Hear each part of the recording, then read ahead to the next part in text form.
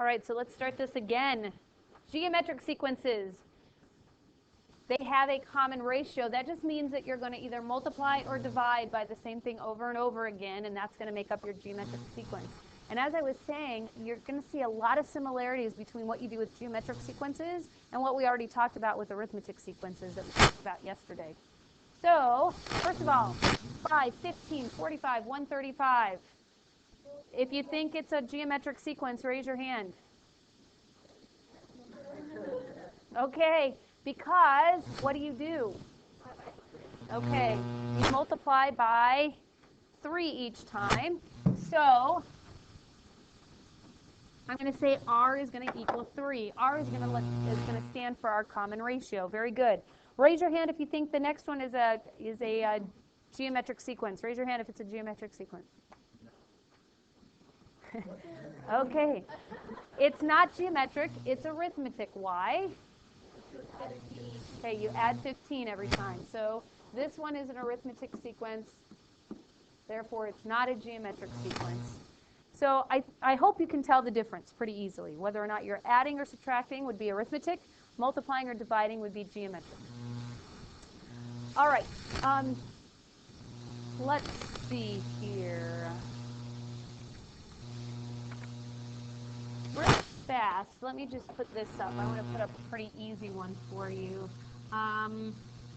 Let's say we have this one.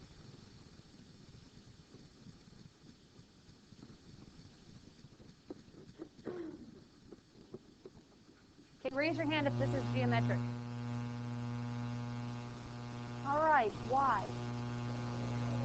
Okay, you're dividing by 2 each time. But whenever we talk about these geometric sequences, you always want to give it as the multiply. Because when you go to write your equation, you're going to want to know what the multiplier is, not what the divisor is. So many of you said divide by 2, although Trey said multiply by 1/2. So that's what I want you to get into the habit of doing. Even if it's a divide problem, make sure you write it as a multiply. Are you paying attention? So always write this ratio as a multiply. Does that make sense? Okay. All right. So let's do this. Let's give the formulas for both the recursive and the explicit. Because I think 2 days ago when we started these, when we were looking over homework, I guess that was just yesterday, we were looking over that homework, and I said, in a couple of days you're going to be able to write some of these formulas just like that, in the snap of a finger. And arithmetic, you can now do that. And after today, these geometric, you'll be able to do that as well. So I'm going to just take this one that we were just looking at, 5, 15, 45, 135, just so that we have something to look at. And I think the recursive one isn't too bad, because all you're going to do in a recursive formula is take the previous term, a sub n minus 1, and do what with it? Okay, in this case, multiply by 3, but in general, it's multiply by r. So we're just going to have r times a sub n minus 1. And of course, you need to say what a sub 1 is equal, so that we have a place to start from. Now, for the explicit, we're going to have a sub n is equal to. Now, think about the explicit formula that we had yesterday for the arithmetic. What did we start with yesterday? A sub 1. We're going to do the same thing here. Now, yesterday, what did we do with the a sub 1? We added that difference times n minus 1. Well, this time we're not adding. This time we are multiplying. What do you think we're going to multiply by? R. But am I always going to just multiply by 1 factor of r? No. Okay, now what do I do with that n minus 1? It's in the exponent. It's how many times I multiply by that common ratio. Okay? So it has to be an exponent. The geometric sequence is kind of like, the way that I think about it is it's one level more complicated than the arithmetic. The arithmetic, you added something each time. Now you're stepping up a level and you're multiplying. So in the arithmetic, when you multiply by n minus 1, multiply that difference by n minus 1, if you step it up one more level, instead of multiplying, that would be powers. Do you remember, didn't I make this table? Yeah. Didn't I make this for you? Oh, yeah. There we go. All right, so there you go. It's kind of the same idea, right? If you just do one level more complicated on your Phillips chart, you've got it. Okay. All right. There are your formulas. So let's write the recursive formula for this particular example. It's going to be a sub n is equal to 3 times a sub n minus 1. And then you have to say a sub 1 is equal to 5. Okay? Okay, how about the explicit formula? Sophie, can you help me out with this? A sub n is going to equal?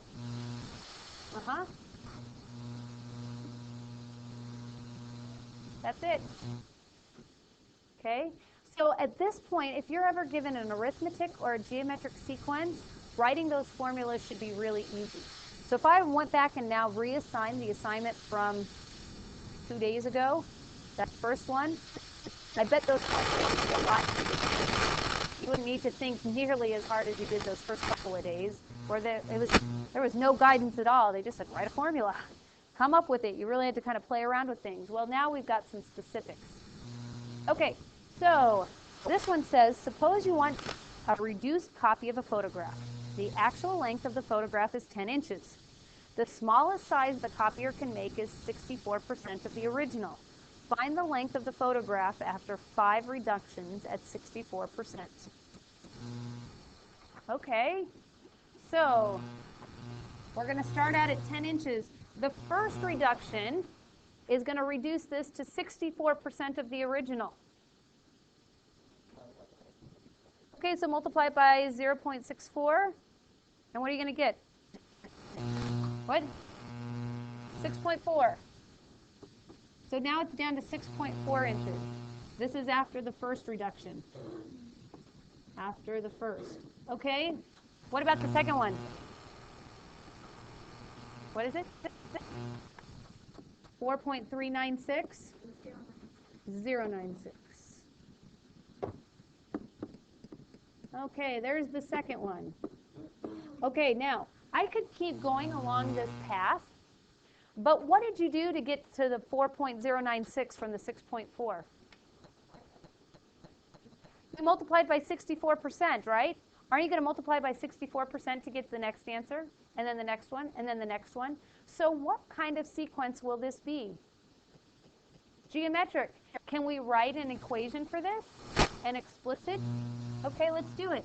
A sub n is going to equal, Zach, what goes first? 10 times 0.64 to the n minus 1 power.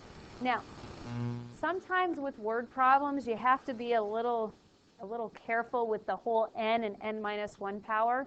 You really need to figure out what you want to plug in for your exponent, because after the first reduction, we're here. After the second reduction, we're here. I want to know what we are after the after the fifth reduction. What exponent do I really want to put in? I really want to put in a 6 for n, right? Because won't that be the sixth term? Because the first term is what it started out originally, isn't it? So you got to count that one. If I want it after the fifth reduction, it's really going to be the sixth term of my sequence. So I'm going to say a sub 6 is equal to 10 times 0.64 to the fifth power, which is approximately 1.07, so approximately 1 inch. A little bit more than 1 inch. Yes? If you were to just put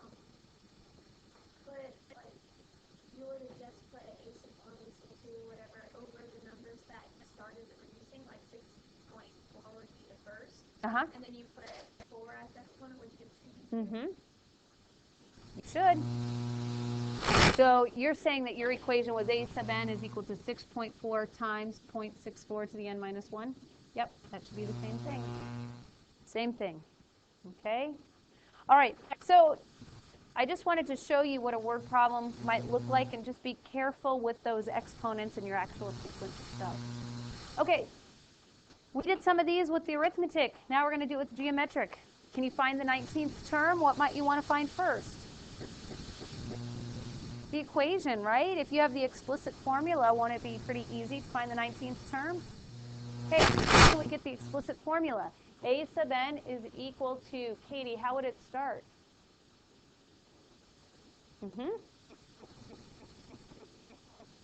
Yep. Perfect. So if you want the 19th term, all you have to do, of course, is plug in the 19.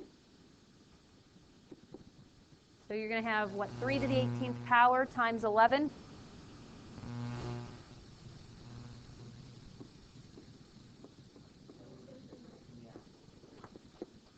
Is this what you got?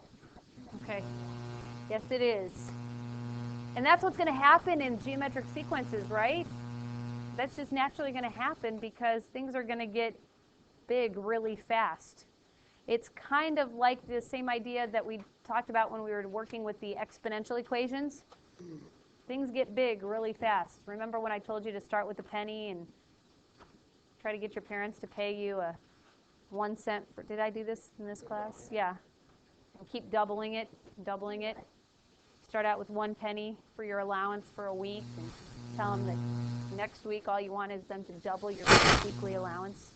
They double your weekly allowance every week. We did it in here, right? It got pretty big pretty quick. I mean, not real quick. You had to work for small wages for a while, but boy, when you started getting wages, boy, did you get them. So, all right. Any other questions on that? Okay. Then let's look at the geometric mean. Remember yesterday I told you there were all kinds of different means, and that's why usually when you hear the word mean, you think of the arithmetic mean, you think of the average mean, okay? But there are other kinds like geometric and harmonic. And geometric mean, the reason it's called the geometric mean is because once you insert a number in between two others, guess what kind of sequence it forms? A geometric sequence. Now, with the arithmetic mean, remember, if you're just putting in one arithmetic mean, what was the general idea? What did you do? You added and then divided by 2. Okay? Now, I just got done saying that the geometric is one level more complicated. And if it's one level more complicated, if you're going to insert a geometric mean, instead of adding, guess what you're going to do? Multiply. Instead of dividing by 2, you're going to take the square root. It's just one level more complicated. Okay? So, to find the geometric mean between 3 and 27, all you're going to do is the square root of 3 times 27. 9. Now, see if that works. Stick 9 in between 3 and 27. Does it give you a geometric sequence? Yes, it does. Okay? Yes, it does. Let's see. Now, we have to be a little bit careful here because I claim there's actually a second answer. Not only 9 will work. Negative 9 might also work because on the first sequence, what's the common ratio? What about on the second one? Negative 3. Do you see that? Okay. So you can put plus or minus, that would be fine. Yep. Yes, because they are both correct. In this case, they would both be correct. All right. Now, do you remember how we were putting more than one arithmetic mean in between? We can do that here too. This one says put two geometric means between -2 and -18. -2 and -18. Okay, now when we did it with the arithmetic means, what did we do? We found the difference. And after we knew what that big difference was, we divided by however many little differences we needed to make, right? So if geometric is one level more complicated, instead of the difference, we're going to find the quotient.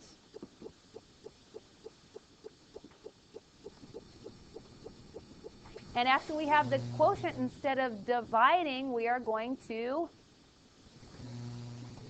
does it have to be square root, cube root?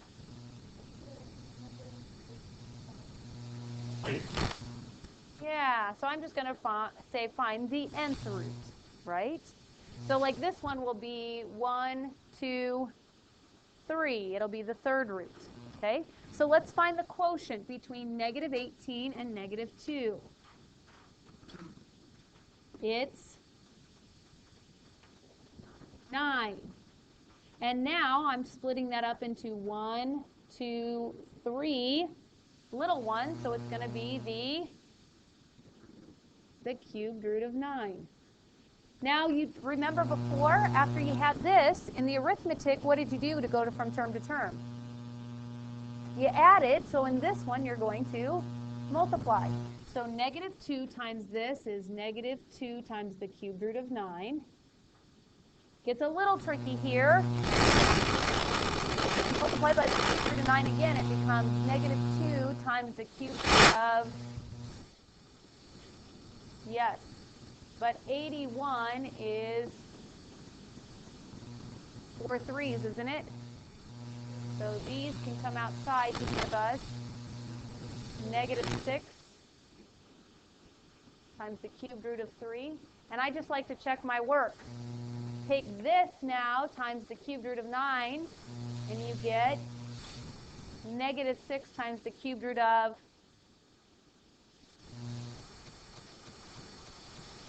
shouldn't it be 27?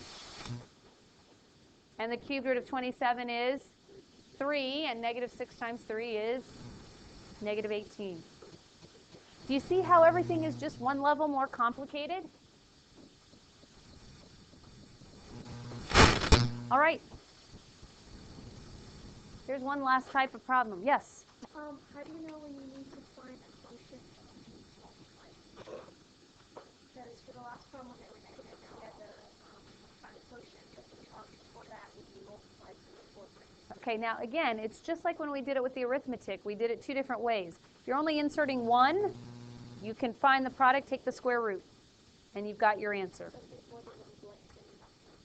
And then if there's more than one, then I would use the method that I just showed. Okay? All right. This is like, we did one like this yesterday. It says find A12 given A sub 2 is 24 and A sub 7 is 3/4.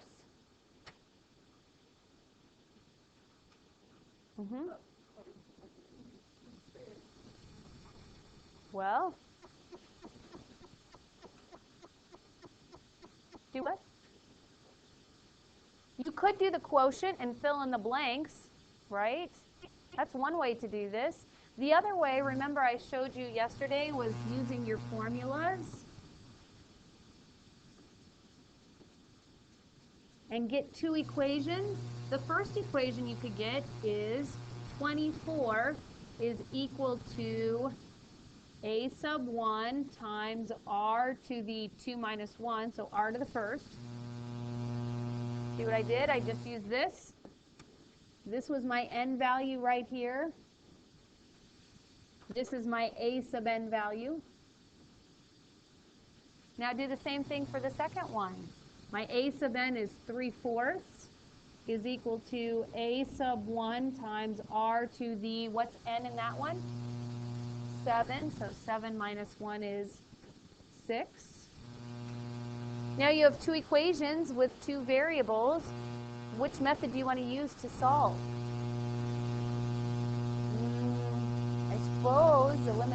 might not be too easy though, because a sub 1r and a sub 1r to the 6th aren't like terms, so you won't be able to combine them. So it might not be quite so easy. I would use substitution, which equation is pretty easy to solve. The top one. I would solve it for a sub 1, right? You solved it for r, then you're going to have to raise it to the 6th power, which doesn't sound like very much fun, but solve for a sub 1, and a sub 1 will equal, now plug that in over here, and we get 3/4 is equal to 24 over r times r to the 6th.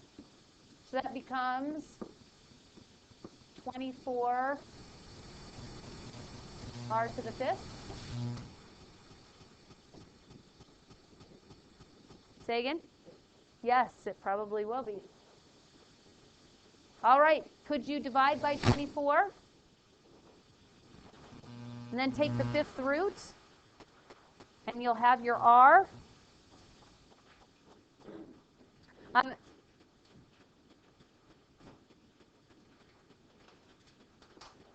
then once you have your r, you can go back and find your a, and you should be able to get a to the 12th. Yikes. All right, we'll have to catch up on that one on Monday. 1/2. I got 1/2 for r, and I had my a sub 1 was 48.